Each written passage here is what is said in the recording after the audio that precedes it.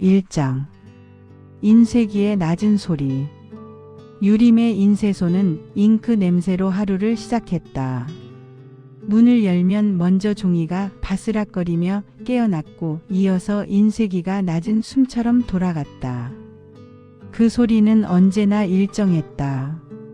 잘못을 저지르지도 기분에 따라 달라지지도 않았다. 유림은 그 규칙성이 좋았다.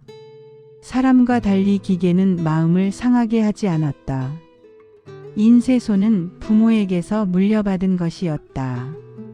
단순한 가게가 아니라 유림에게는 자신이 여전히 세상에 발을 딛고 있다는 증거였다. 도윤이 신문사에서 교열을 하며 벌어오는 월급이 가정의 중심처럼 보였지만 이 작은 공간이 없었다면 그녀는 이미 오래전에 자신을 잃었을지도 몰랐다.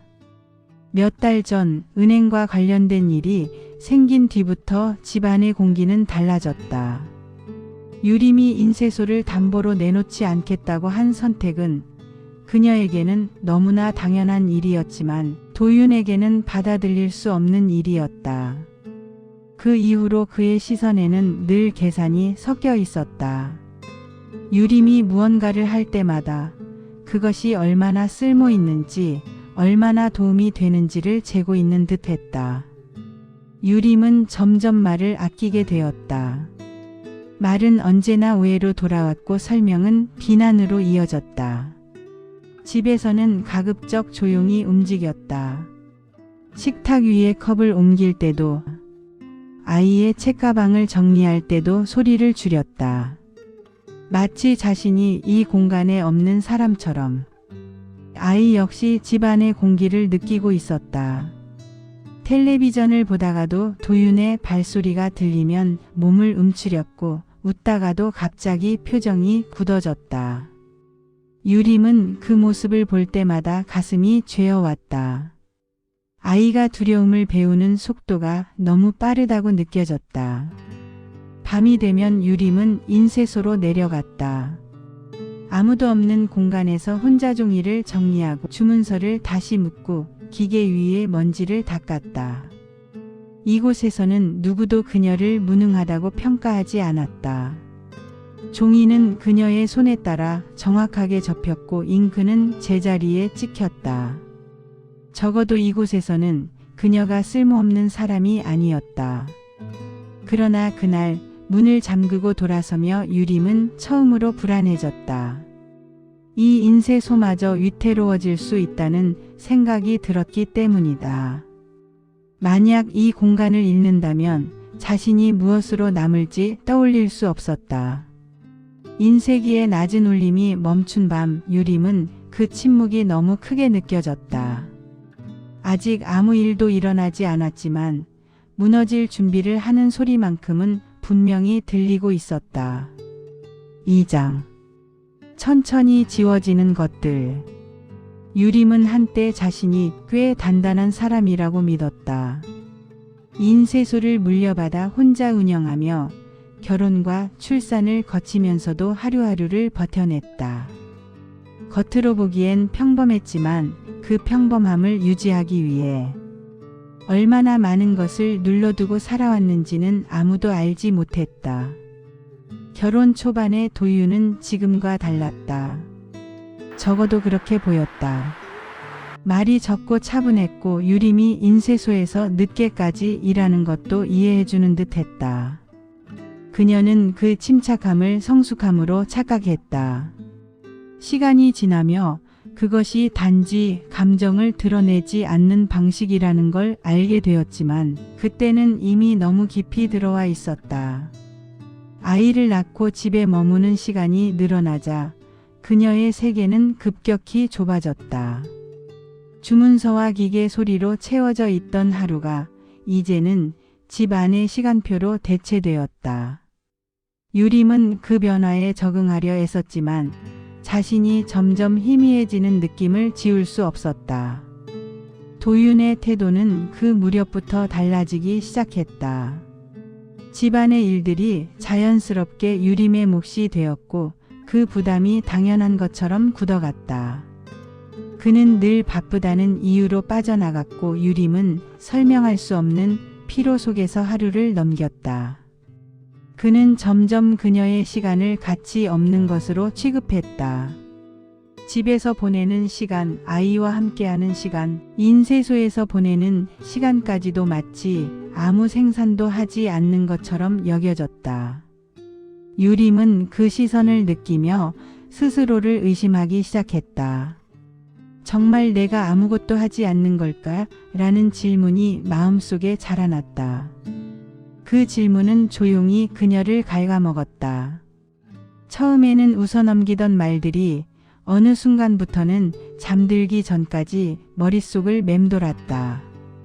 자신의 하루를 하나하나 떠올려 보며 쓸모를 증명하려 애쓰는 자신을 발견할 때마다 유림은 부끄러움과 분노를 동시에 느꼈다. 하지만 더 큰 문제는 그녀가 그 감정들을 겉으로 드러내지 않는데 익숙해졌다는 것이었다. 갈등은 피할수록 커진다는 사실을 알면서도 그녀는 아이를 핑계로, 평화를 핑계로 침묵을 선택했다. 그 침묵은 집안을 잠시 조용하게 만들었지만 유림의 안에서는 계속해서 무언가를 무너뜨리고 있었다. 어느 날 인쇄소에서 종이를 정리하던 중 유림은 오래된 작업복을 발견했다. 처음 가게를 맡았을 때 입던 옷이었다. 손때가 묻고 잉크 얼룩이 남아 있었지만 그 안에는 분명한 흔적이 있었다. 자신이 이 공간을 살아낸 사람이라는 증거.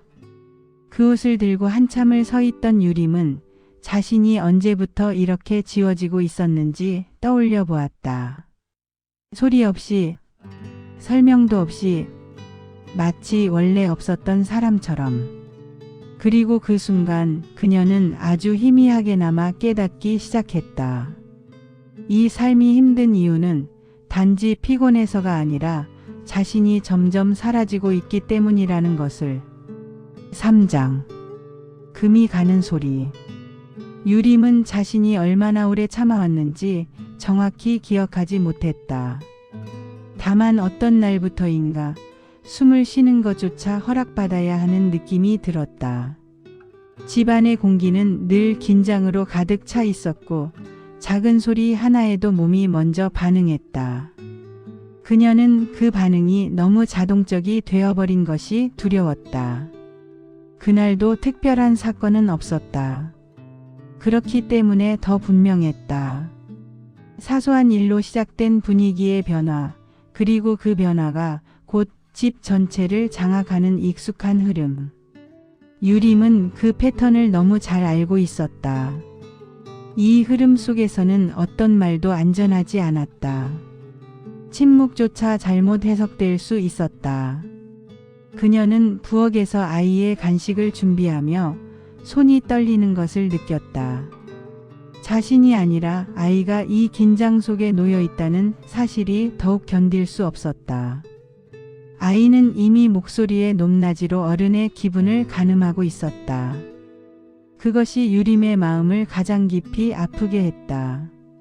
그날 밤 아이가 잠든 후 유림은 홀로 앉아 오래도록 아무것도 하지 못했다. 텔레비전 소리도 냉장고의 진동도 지나치게 크게 들렸다. 그녀는 자신이 너무 예민해졌다고 생각했지만 그 예민함이야말로 오래된 경고라는 것도 어렴풋이 알고 있었다. 서랍 속에서 오래된 서류 봉투가 나왔다. 병원 영수증, 인쇄소 관련 서류, 아이의 예방접종 기록. 모두 그녀가 이 집을 지탱해왔다는 흔적이었다. 그런데도 그녀는 언제나 부족한 사람 취급을 받고 있었다. 그 순간 유림은 처음으로 명확하게 느꼈다. 이 집에서 문제인 것은 자신의 능력이 아니라 자신의 존재 자체가 깎여나가고 있다는 사실이라는 것을. 그녀는 작은 공책을 꺼냈다. 원래는 주문과 납기일을 적어두는 용도였지만 그날 밤부터 다른 기록이 시작되었다. 어떤 일이 있었는지, 어떤 분위기였는지, 그리고 자신이 어떤 감정을 느꼈는지. 글씨는 흔들렸지만 적는 동안만큼은 생각이 분명해졌다. 기록은 자신을 지키는 유일한 방법처럼 느껴졌다. 말로 하면 사라질 것들이 글로 쓰면 남을 수 있을 것 같았다. 유림은 그날 밤 처음으로 자신을 믿기로 했다. 지금 느끼는 이 불안과 공포가 과장이 아니라는 것을. 그 믿음이 아주 작은 균열을 만들고 있었다. 오래 닫혀있던 세계에 들어오는 첫 번째 빛처럼. 4장. 기록이 사람을 만든다. 유림은 처음으로 그 수첩을 꺼내 들었을 때 자신이 무언가를 배신하는 기분이 들었다. 가족을, 남편을, 그리고 무엇보다 지금까지의 자신의 침묵을. 그러나 적지 않으면 이 모든 일이 아무 일도 아니게 사라질 것 같았다. 그래서 그녀는 손이 떨리는 채로 첫 줄을 적었다. 날짜, 장소, 그날의 상황, 그리고 그가 어떤 표정으로 어떤 말을 했는지. 글자로 옮겨진 순간 그 일들은 더 이상 기분이 아니라 사실이 되었다. 유림은 그 차이가 이렇게 클 줄 몰랐다. 머릿속에서는 늘 흐릿했던 장면들이 종이 위에서는 이상할 만큼 선명했다. 부당함이 구조를 갖기 시작했고 우연처럼 보이던 일들이 반복이라는 형태를 드러냈다. 그녀는 깨달았다. 자신이 약해서 이런 대우를 받은 것이 아니라 이 대우가 너무 오래 지속되었기 때문에 약해졌다는 것을. 아이를 바라볼 때마다 그 사실은 더욱 분명해졌다. 아이는 아무 잘못이 없었다. 그런데도 이미 눈치를 보고 소리를 구분하고 어른의 기분을 먼저 살폈다. 유림은 그 모습을 통해 자신의 어린 시절을 보았다. 자신 역시 이렇게 조용해지는 법을 배워왔다는 걸. 수첩의 페이지가 늘어갈수록 유림의 마음은 오히려 차분해졌다. 기록은 감정을 흩뜨리지 않고 붙잡아 두었다. 울고 싶을 때도 있었지만 그녀는 대신 펜을 들었다. 눈물이 번질까 봐 종이를 조심스럽게 피했고 글씨가 흐트러지지 않도록 숨을 고르며 써 내려갔다. 어느 순간 유림은 깨달았다. 자신이 더 이상 설득을 기다리지 않는다는 것을. 누군가가 이해해 주기를 바라며 버티는 사람이 아니라 이미 충분히 이해한 사람이 되어가고 있었다. 결정은 극적인 순간에 내려지지 않았다. 그것은 아주 조용하게 마치 오래된 병이 스스로 끝나는 것처럼 찾아왔다. 더는 이 공간에 머물 수 없다는 확신. 아이에게 이런 침묵을 유산으로 남길 수 없다는 자각. 유림은 수첩을 가방에 넣으며 그것이 증거가 아니라 자신의 새로운 언어라는 생각을 했다. 말로 하지 못했던 모든 것들이 이제는 글자로 말하고 있었다. 그날 밤 그녀는 처음으로 두려움보다 단단함을 느끼며 잠들었다. 아직 아무것도 바뀌지 않았지만 이미 되돌아갈 수 없는 선을 넘었기 때문이다. 5장. 다시 찍히는 이름. 유림이 집을 나설 때 세상은 생각보다 조용했다. 모든 것이 무너질 것 같던 마음과 달리 아침 공기는 맑았고 아이는 평소처럼 가방을 메고 있었다. 그 평범함이 오히려 유림을 울컥하게 만들었다.